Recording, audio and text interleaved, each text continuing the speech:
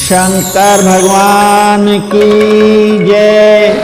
शिव पुराण श्री रुद्र संहिता। शिव पुराण सभी मनोकामनाओं को पूरी करने के लिए अवश्य सुनना चाहिए और मोक्ष प्राप्ति के लिए बार बार सुनना चाहिए। आज की शिव पुराण का अध्याय है नारद जी का कपट जाल।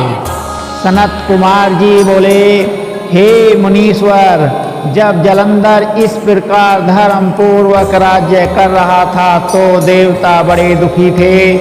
उन्होंने अपने मन में देवाधिदेव भगवान शिव का स्मरण करना शुरू कर दिया और उनकी स्तुति करने लगे। एक दिन नारद जी भगवान शिव की प्रेरणा से इंद्रलोक पहुँचे।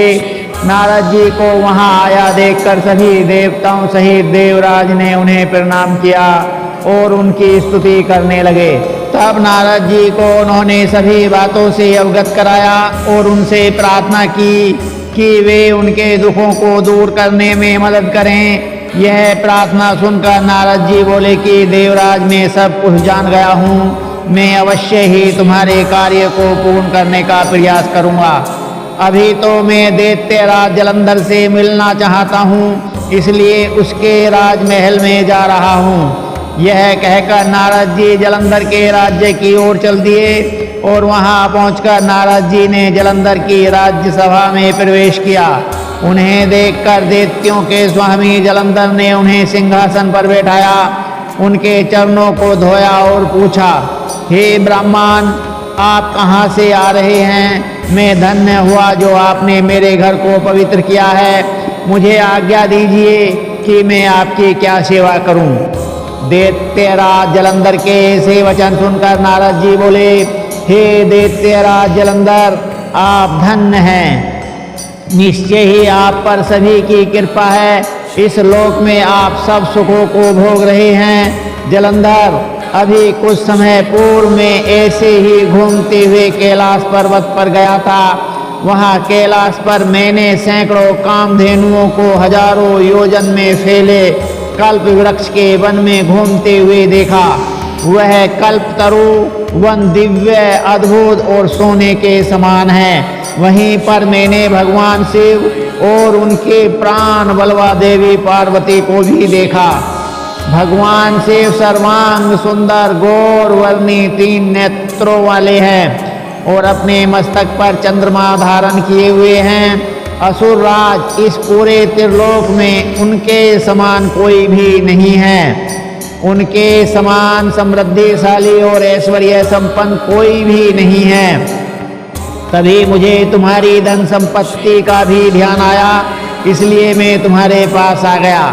नारद जी के वचनों को सुनकर जलंधर अत्यंत गर्वित महसूस करने लगा और उसने महर्षि नारद को अपने धन के खजाने और सभी संचित अमूल्य निधियां दिखा दी। जलंधर की धन संपदा देखकर नारद जी जलंधर की प्रशंसा करते हुए बोले, हे दैत्येंद्र, आप अवश्य ही इस त्रिलोक के स्वामी होने के योग्य हैं। आपके पास ऐरावत हाथी है, उच्चे सिरवा घोड़ा भी आपके पास है। कल वृक्ष, धन के देवता कुबेर के खजाने, रत्नों हीरों मणियों के अंबार आपके पास हैं। ब्रह्मा जी का दिव्य विमान भी आपने ले लिया है। सुराग, पृथ्वी और पाताल की सभी ऐश्वर्यपूर्ण वस्तुएं और अनमोल खजानों का आपके पास अंबार है। आपका धन वैभव देखकर सभी आपसे ईर्ष्या कर सकते हैं, परंतु दैत्यराज, आपके पास अभी भी स्त्री रत्न की कमी है। बिना दिव्य स्त्री के पुरुष अधूरा है। उसका स्वरूप तभी पूर्ण होता है जब वह किसी स्त्री को ग्रहण करता है। इसलिए असुरराज, आप कोई परम सुंदरी ग्रहण कर इस कमी को यथाशीघ्र पूरा करें। देव ऋषि नारद की चाल भरी बातों से भला कोई कैसे बच सकता है? उन्होंने जैसा सोचा था वैसा ही हुआ। जलंधर ने नारद जी के सम्मुख हाथ जोड़कर प्रश्न किया कि महर्षि, आपके द्वारा वर्णित ऐसी सुंदर दिव्य स्त्री मुझे कहाँ मिलेगी जो रत्नों से भी श्रेष्ठ हो यदि आप इस प्रकार के स्त्री रत्न के बारे में मुझे बता दें तो मैं उस रत्न को अवश्य ही लाकर अपने राजभवन की शोभा बढ़ाऊंगा। जालंधर की बातें सुनकर देव ऋषि नारद ने कहा, हे दैत्येंद्र, ऐसा अनमोल स्त्री रत्न तो त्रिलोकीनाथ महान योगी भगवान शिव के पास है। वह उनकी परम सुंदर पत्नी देवी पार्वती। वे सर्वांग सुंदर होने के साथ साथ सर्वगुण संपन्न भी हैं। संसार की कोई भी स्त्री उनकी बराबरी नहीं कर सकती। उनका मनोहारी रूप पल भर में सबको मोहित कर सकता है। वास्तव में उनके समान कोई नहीं है। यह कहकर देव ऋषि नारद ने जालंधर से आज्ञा ली और आकाश मार्ग से वापस लौट गए। व्यास जी बोले, हे सनत कुमार जी, जब देव ऋषि नारद इस प्रकार दैत्यराज जालंधर को देवी पार्वती की सुंदरता और भगवान शिव के परम ऐश्वर्य और समृद्धि के बारे में बताए, तब क्या वहां हुआ? दैत्यराज ने क्या किया? व्यास जी के ऐसे प्रश्न सुनकर सनत कुमार जी बोले, हे महामुनि, नारद जी के वहां से चले जाने पर असुरराज जालंधर ने अपने राहु नामक दूत को बुलाया और उसे भगवान शिव के निवास स्थान कैलाश पर्वत पर जाने की आज्ञा दी। जालंधर ने कहा, राहु, उस पर्वत पर एक योगी रहता है। उस जटाधारी योगी की पत्नी सर्वांग सुंदरी है। तुम्हें मेरे लिए उसकी पत्नी को लाना है। अपने स्वामी जालंधर की आज्ञा पाकर वह दूत भगवान शिव के स्थान कैलाश पर्वत पर गया। वहां नंदी ने उस राहु नामक दूत को अंदर जाने से रोका, परंतु वह सीधा अंदर चला गया। वहां कैलाशपति भगवान शिव के सामने उसने अपने स्वामी दैत्यराज जालंधर का संदेश शिव जी को सुना दिया। जैसे ही असुरराज जालंधर के दूत राहु ने यह संदेश त्रिलोकीनाथ भगवान शिव को सुनाया, उसी समय शिव जी के सामने की धरती फट गई और उसमें से एक बड़ा भयानक गर्जना करता हुआ पुरुष प्रकट हुआ। वह पुरुष अत्यंत बलशाली और वीर जान पड़ता था।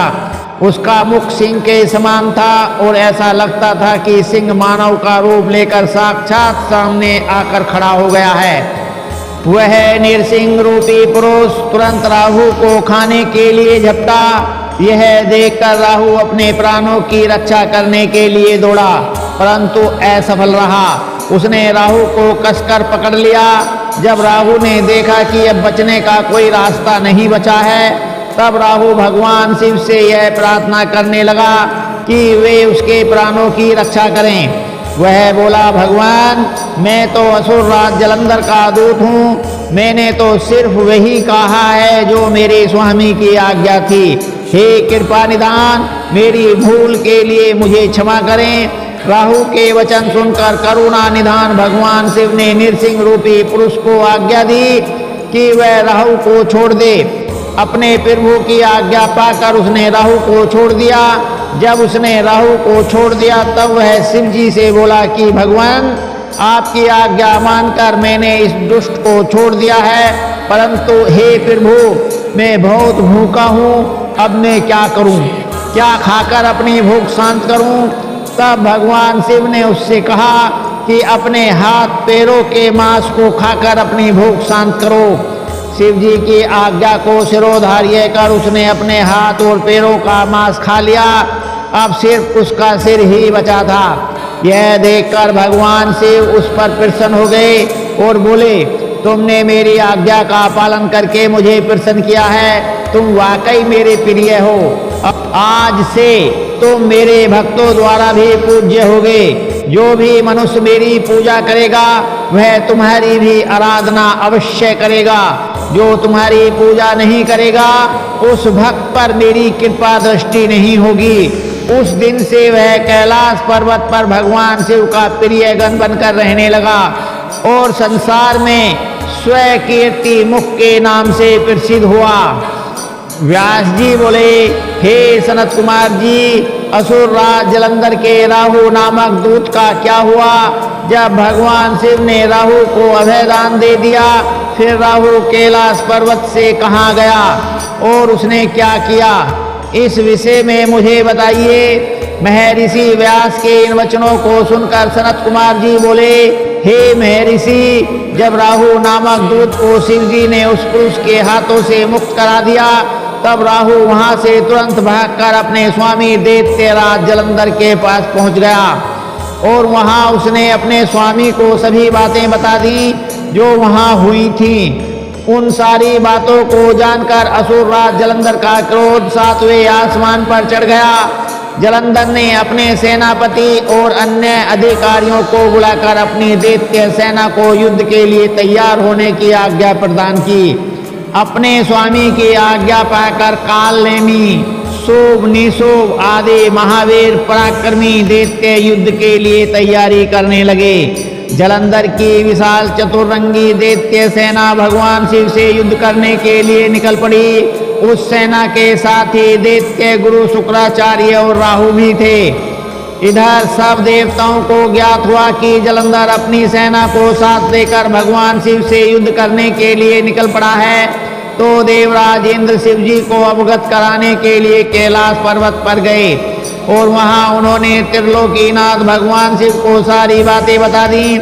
इंद्र ने भगवान विष्णु के विषय में भी उन्हें बताया कि भगवान विष्णु भी अपनी पत्नी देवी लक्ष्मी के साथ असुरराज जलंधर के वश में हैं और उसके घर में निवास करते हैं। इसी कारण हम सब देवता विवश हैं। हमें न चाहते हुए भी जलंधर के अधीन होना पड़ा है।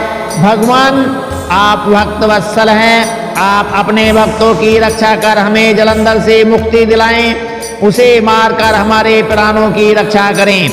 सारी बातें ज्ञात हो जाने पर भगवान शिव ने सर्वप्रथम भगवान श्री हरि विष्णु का स्मरण किया। प्रभु के स्मरण करते ही विष्णु जी वहां तुरंत प्रकट हो गए। उन्हें देखकर शिव जी ने उनसे पूछा, हे विष्णु, तुम्हें मैंने दैत्येंद्र जलंधर का वध करने के लिए भेजा था, फिर तुमने उसका वध क्यों नहीं किया? आप उसके घर में क्यों निवास कर रहे हैं? अपने आराध्य भगवान शिव के यह वचन सुनकर भगवान श्री हरि विष्णु ने अपने दोनों हाथ जोड़ लिए और विनम्रता पूर्वक बोले, हे करुणा निधान भगवान शिव, मैं जानता हूँ कि आपने मुझे दैत्यराज जलंधर का संहार करने की आज्ञा दी थी, परंतु मैं उसे नहीं मार सका, इसलिए आपसे क्षमा याचना करता हूँ। मेरी गलती क्षमा करें प्रभु। मैंने जलंधर का वध इसलिए नहीं किया क्योंकि जलंधर मेरी प्राण बलवा देवी लक्ष्मी का भ्राता है और उसमें आपका अंश भी विद्वान है।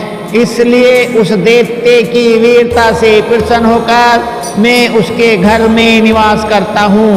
भगवान विष्णु के वचनों को सुनकर त्रिलोकीनाथ भगवान शिव हंसने लगे। फिर बोले, देवताओं, तुम सभी सोच और चिंताओं को त्याग दो। तुम्हारी रक्षा के लिए मैं अवश्य ही जलंधर का संहार करूंगा। यह सुनकर सभी देवता निश्चिंत हो गए। इसी समय जलंधर अपनी विशाल सेना साथ लेकर कैलाश पर्वत के निकट पहुंच गया। उसने कैलाश पर्वत को चारों ओर से घेर लिया। उस समय बड़ा कोलाहल होने लगा। यह शोर सुनकर भगवान शिव को क्रोध आ गया। तब उन्होंने अपने गणों को आज्ञा दी कि वे जाकर राक्षसों से युद्ध करें। अपने आराध्य भगवान शिव की आज्ञा पाकर उनके गण युद्ध करने चले गए। शिव गणों और जलंधर की दैत्य सेना में बड़ा भीषण युद्ध होने लगा। शिवगण बड़ी वीरता से दैत्यों से भिड़ गए। उन्होंने कई दैत्यों को पल भर में ही मौत के घाट उतार दिया और सैकड़ों को घायल कर दिया। परंतु दैत्य गुरु शुक्राचार्य अपनी मृत संजीवनी विद्या से सभी मृत दानवों को पुनः जीवन दान दे रहे थे और वे उठकर पुनः युद्ध करने लगते थे। जब दैत्य सेना किसी भी प्रकार कम होने का नाम ही नहीं ले रही थी, तब शिवगण व्याकुल होने लगे। तब शिवगणों ने भगवान शिव के पास जाकर उन्हें इसकी सूचना दी। जब शिव जी को यह बात ज्ञात हुई कि वह सब शुक्राचार्य कर रहे हैं, तो वे क्रोधित हो उठे। उस समय भगवान शिव के मुख से एक भयंकर ज्वाला कृत्या के रूप में प्रकट हुई। उसका रूप अत्यंत रौद्र और भयानक था। वह वहां से सीधे युद्ध भूमि में गई और दैत्यों को पकड़ पकड़ कर खाने लगी। इसी प्रकार भ्रमण करते हुए कृत्या शुक्राचार्य के निकट पहुंची और उन्हें वहां से गायब कर दिया। जब अपने परम सहायक गुरु शुक्राचार्य उन्हें वहां न दिखाई दिए तथा हजारों वीर मारे गए या घायल हो गए, तब दैत्य सेना का मनोबल टूटने लगा। दैत्य सेना युद्ध भूमि छोड़कर भागने लगी। सनत कुमार जी बोले, हे महर्षि, भगवान शिव के गण व उनके दोनों पुत्र गणेश और कार्तिकेय बहुत बलवान वीर और साहसी थे। उन्होंने अपने पराक्रम से दैत्येंद्र जलंधर के परम वीरों कालनेमी शुभ और निशुभ को पराजित कर दिया। असुर सेना डरकर इधर उधर छिप गई। सब दैत्य अपने प्राणों की रक्षा हेतु भागने लगे। यह देखकर असुर राज जलंधर अपने रथ पर बैठकर युद्ध भूमि में आगे की ओर बढ़ने लगा और बड़ी भयानक गर्जना करने लगा। उसकी ललकार सुनकर त्रिलोकीनाथ भगवान शिव के गण भी बढ़ चढ़कर युद्ध करने लगे। असुर सेना और देवताओं की सेनाओं के रथों, हाथी, घोड़े, शंख तथा भेरी से युद्ध भूमि गुंजायमान हो रही थी। दैत्य राज जलंधर ने तब एक ऐसा बाण छोड़ा जिससे चारों ओर कोहरा फैल गया। धरती से आकाश तक सिर्फ एक धुंध ही दिखाई दे रही थी। फिर उसने नंदीश्वर, गणेश, वीरभद्र को एक साथ कई बाण मारकर घायल कर दिया। यह देखकर स्वामी कार्तिकेय को बहुत क्रोध आ गया और उन्होंने असुर राज जलंधर पर अपनी शक्ति चला दी। कार्तिकेय की चलाई गई शक्ति के फलस्वरूप जलंधर धरती पर गिर पड़ा, परंतु गिरते ही वह उठकर खड़ा हो गया और पूरी शक्ति के साथ पुनः युद्ध करने लगा। उसने सबसे पहला प्रहार कार्तिकेय पर ही किया। जलंधर ने अपनी गदा उठा ली और पूरे बल के साथ कार्तिकेय को मारी, जिससे कार्तिकेय अपनी चेतना खो बैठे और बेहोश होकर धरती पर गिर पड़े। यह दृश्य देखकर गणेश और नंदी भी चिंतित हो उठे। तब जलंधर ने उन पर भी गदा से प्रहार किया। गदा के प्रहार से वे दोनों भी मूर्छित होकर पृथ्वी पर गिर पड़े। तब वीरभद्र जलंधर से युद्ध करने के लिए आगे आए। जलंधर ने उन पर भी अपनी गदा से प्रहार किया, जिससे वीरभद्र का सिर फट गया और रक्त बहने लगा। यह देखकर सभी शिवगण व्याकुल हो गए और डरकर युद्ध भूमि को छोड़कर इधर उधर भागने लगे। सनत कुमार जी बोले, हे महर्षि, जब युद्ध भूमि में देव सेना का प्रतिनिधित्व करने वाले सभी वीर साहसी घायल होकर पृथ्वी पर गिर पड़े, तब यह देखकर सभी शिवगण भयभीत होकर शिव की शरण में चले गए। जब भगवान शिव को युद्ध स्थल का सब समाचार मिल गया, तब वे स्वयं दैत्यराज जलंधर को सबक सिखाने के लिए युद्ध स्थल की ओर चल पड़े। अपने आराध्य भगवान शिव को युद्ध का नेतृत्व करते देखकर सभी शिवगण जो पहले डरकर भाग गए, वे पुनः लौट आए। शिवगणों ने पहले जैसा जोश के साथ युद्ध करना आरंभ कर दिया। भगवान शिव के रौद्र रूप को देखकर भयानक दैत्य भी भयभीत होने लगे और युद्ध छोड़कर भागने लगे। यह देखकर असुरों के स्वामी जलंधर को क्रोध आ गया। वह तीव्र गति से शिव जी की ओर दौड़ा। इस कार्य में शुभ निशुभ नामक सेनापतियों ने अपने स्वामी का साथ दिया। यह देखकर भगवान शिव ने प्रति उत्तर देते हुए जलंधर के बाणों को काट दिया। वे अपने धनुष से बाणों की वर्षा करने लगे। उन्होंने कई दैत्यों को फरसे से काट दिया। बलाहक और घसंबर जैसे भयानक राक्षसों को पल भर में मार गिराया। शिव जी का वाहन बैल भी अपने सींगों से प्रहारों से सबको घायल करने लगा। तब यह देखकर जलंधर अपने सैनिकों को समझाने लगा कि वे न डरें और युद्ध करते रहें, पर दैत्य सेना भगवान शिव से युद्ध करने को तैयार ही नहीं हो रही थी। क्रोधित जलंधर उन्हें ललकारने लगा। जलंधर ने अनेकों बाणों को एक साथ चलाकर उसमें भगवान शिव को बांधने का प्रयास किया, लेकिन वह सफल न हो सका। भगवान शिव ने उसके सभी बाणों को काट दिया और उसके रथ की ध्वजा को भी नीचे गिरा दिया। असुर राज जलंधर के सभी बाणों को काटने के पश्चात भगवान शिव ने एक बाण मारकर जलंधर को घायल कर दिया और उसके धनुष को काट दिया। यह देखकर जलंधर ने युद्ध करने के लिए गदा उठा ली। तब शिव जी ने अपने बाण से उसकी गदा के भी 2 टुकड़े कर दिए। यह सब देखकर दैत्येंद्र जलंधर यह जान गया कि त्रिलोकीनाथ भगवान शिव उससे अधिक बलवान हैं और उन्हें युद्ध में पराजित कर पाना उसके लिए मुश्किल है। तब जलंधर और अप्सराओं के गण उत्पन्न हो गए और वहां नृत्य करने लगे। वहां मधुर संगीत बजने लगा। यह सब देखकर सभी देव सेना के सैनिक मोहित हो गए और युद्ध को भूलकर नृत्य और गाना बजाना देखने में मग्न हो गए। इधर देवादिदेव भगवान शिव भी गंधर्व माया से मोहित होकर नृत्य देखने लगे। तब दैत्यराज जलंधर ने देखा कि सभी देवताओं सहित देवादिदेव भगवान शिव भी उस गंधर्व माया के द्वारा मोहित होकर अप्सराओं के नृत्य को देख रहे हैं। तब वह वहां से चुपके से भाग खड़ा हुआ। असुर राज जलंधर त्रिलोकीनाथ भगवान शिव का रूप धारण कर बेल पर बैठकर देवी पार्वती के पास कैलाश पर्वत पर पहुंचा। वहां कैलाश पर देवी पार्वती अपनी सखियों के साथ व्यस्त थी। तब उन्होंने अपने पति भगवान शिव को आता देखा। तब उन्होंने अपनी सखियों को वहां से भेज दिया और स्वयं भगवान शिव के समीप आ गईं।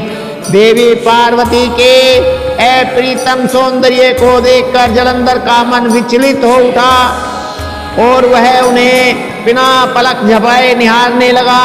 जलंधर के इस प्रकार के व्यवहार को देखकर पार्वती को यह समझते हुए देर नहीं लगी कि वह कोई बहुरूपिया है जो भगवान शिव का रूप धारण कर उन्हें ठगने आया है। यह विचार मन में आते ही देवी पार्वती वहां से अंतर्ध्यान हो गई। तब वे एक अन्य स्थान पर पहुंची और उन्होंने भगवान श्री हरि विष्णु का स्मरण करके उन्हें वहां बुलाया। विष्णु जी ने वहां पहुंचकर देवी को नमस्कार किया और उनसे प्रश्न किया कि क्या आप जलंधर के इस कार्य को जानते हैं। देवी पार्वती के इस प्रश्न को सुनकर श्री विष्णु ने हाथ जोड़ लिए और बोले, हे माता, आपकी क्या आज्ञा है, मैं उस दुष्ट को किस प्रकार का दंड दूं। तब देवी ने कहा कि आप जो उचित समझे वह करें। तब श्री विष्णु जलंधर को छलने के लिए उसके नगर की ओर चल दिए। व्यास जी बोले, सनत कुमार जी, जब माता पार्वती की आज्ञा पाकर भगवान विष्णु सागर पुत्र जलंधर की नगरी को चले गए, तब फिर आगे क्या हुआ, उन्होंने वहां जाकर क्या। व्यास जी का प्रश्न सुनकर सनत कुमार जी मुस्कुराए और बोले, हे महर्षि दैत्यराज जलंधर की नगरी में पहुंचकर श्री हरि विष्णु सोच में पड़ गए कि वे क्या करें। परंतु अगले ही पल उन्हें समझ में आ गया कि जैसे को तैसा। उन्होंने सोचा कि जिस प्रकार जलंधर ने छद्म शिव रूप धारण करके देवी पार्वती को छलने की कोशिश की थी, वे भी वहां जाकर उसकी पत्नी वृंदा का पतिव्रत धर्म भंग करेंगे। वे जानते थे कि जलंधर अपनी पत्नी के पतिव्रत धर्म से ही अभी तक बचा हुआ है, इसलिए उसका पतिव्रत धर्म नष्ट करना जरूरी है। मन में यह विचार आते ही वे नगर के राज उद्यान में जाकर ठहर गए। दूसरी ओर दैत्यराज जलंधर की पतिव्रता पत्नी वृंदा अपने कक्ष में सो रही थी। भगवान श्री हरि विष्णु की माया के फलस्वरूप उन्होंने रात्रि में एक सपना देखा। उसने देखा कि उसका पति निर्वस्त्र होकर सिर पर तेल लगाकर और गले में काले रंग के फूलों की माला पहनकर भैंसे पर बैठा है और उसके चारों ओर हिंसक जीव जंतु उसको घेरे खड़े हैं। उस समय चारों ओर घोर अंधकार फैला हुआ था। वह दक्षिण दिशा की ओर बढ़ता जा रहा था। ऐसा सपना देखकर वह डर गई और उसकी आंख खुल गई। तभी उसने देखा कि सूर्य उदय हो रहा है, परंतु वह सूर्य अत्यंत कांतिहीन था और उसे सूर्य में एक छेद भी दिखाई दे रहा था। यह सब देखकर वृंदा का मन बहुत व्याकुल हो उठा और वह इधर उधर टहलने लगी। कभी छज्जों और अटारी पर चढ़ती तो कभी जमीन पर बैठ जाती, परंतु उसे चैन नहीं था। जब इस प्रकार वृंदा का मन शांत नहीं हुआ तो वह मन की शांति प्राप्त करने हेतु उद्यान की ओर चल दी, परंतु उस निर्जल उद्यान में उसके पीछे सिंह के समान 2 भयंकर राक्षस पड़ गए। वृंदा उन्हें देखकर बहुत डर गई और अपने प्राणों की रक्षा करने के लिए वहां से भागने लगी। भागते हुए उसे सामने से आते हुए एक तपस्वी दिखाई दिए।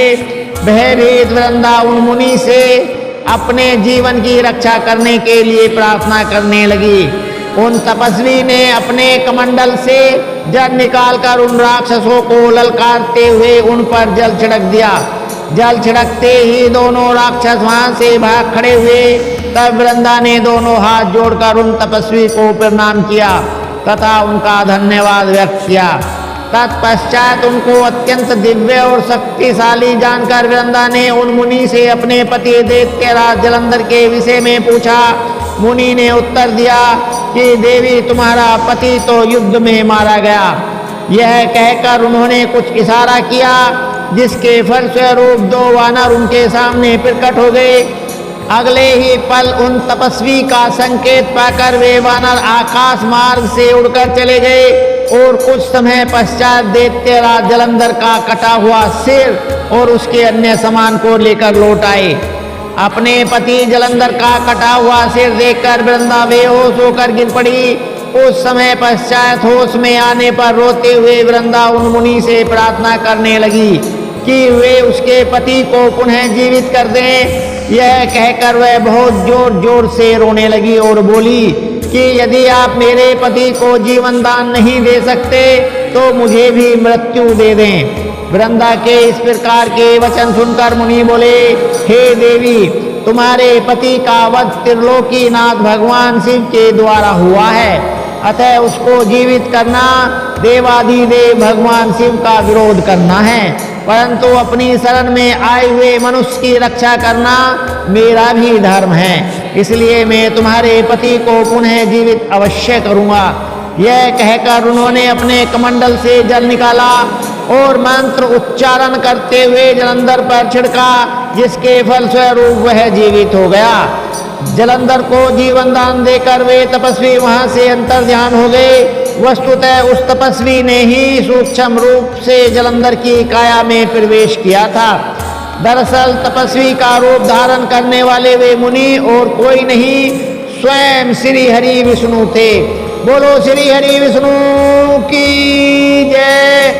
अपने पति को अपने पास पाकर देवी वृंदा बहुत खुश हुई और तुरंत अपने पति के गले लग गई। उसने उन सब बातों को भयानक स्वप्न समझकर भुला दिया। फिर बहुत समय तक उस छद्म वेशधारी जलंधर के साथ वन में ही रमण करती रही।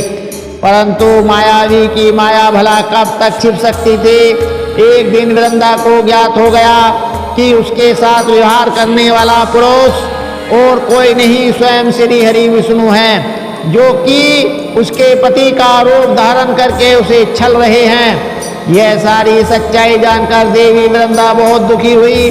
तब वह श्री हरि विष्णु से बोली, तुमने एक पराई स्त्री का उसका पति बनकर उपभोग किया है, तुम्हें धिक्कार है। मैं किस प्रकार अपने पति का सामना कर सकती हूँ। अब मुझे जीवित रहने का कोई अधिकार नहीं है, पर तुम्हें तुम्हारी करने की सजा अवश्य ही मिलेगी।